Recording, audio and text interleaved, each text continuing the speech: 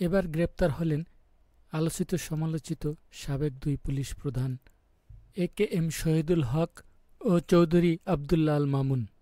জানা গেছে, গত 5ই অক্টোবর স্বৈরাচারী শেখ হাসিনার দেশত্যাগের পর 6 তারিখ রাতে আবদুল্লাহ আল মামুনকে চাকরি থেকে অব্যাহতি দেওয়া হয়। এরপর তাকে সেনা হেফাজতে রাখা হয়। মঙ্গলবার রাতে চৌধুরী আবদুল্লাহ আল মামুনকে গ্রেপ্তার দেখানো হয়। অপর পুলিশের সাবেক IGP AKM শহীদুল হককে উত্তরার একটি বাসা থেকে গ্রেপ্তার করা হয়। তাদেরকে ডিবি হেফাজতে নেওয়া হয়। জানা গেছে, বৈষম্যবিরোধী ছাত্র আন্দোলনের সময় তারা কী ভূমিকা পালন করেছেন সেসব বিষয়ে জিজ্ঞাসাবাদ করা হবে।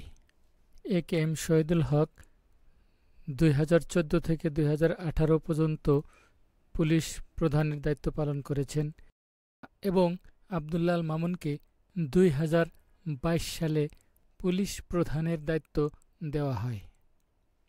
তাদের বিরুদ্ধে ক্ষমতার অপব্যবহার, দুর্নীতিসহ নানা অনিয়মের অভিযোগ রয়েছে। গত জুলাই এবং আগস্ট মাসে বৈষম্যবিরোধী ছাত্র আন্দোলনের সময় যে সকল ছাত্র জনতা আহত বা নিহত হয়েছেন সেসব বিষয়ে যেসব মামলা হয়েছে তাদেরকে সেই মামলায় গ্রেপ্তার দেখানো হবে কিনা এখন পর্যন্ত সে বিষয়ে বিস্তারিত কিছু জানা যায়নি।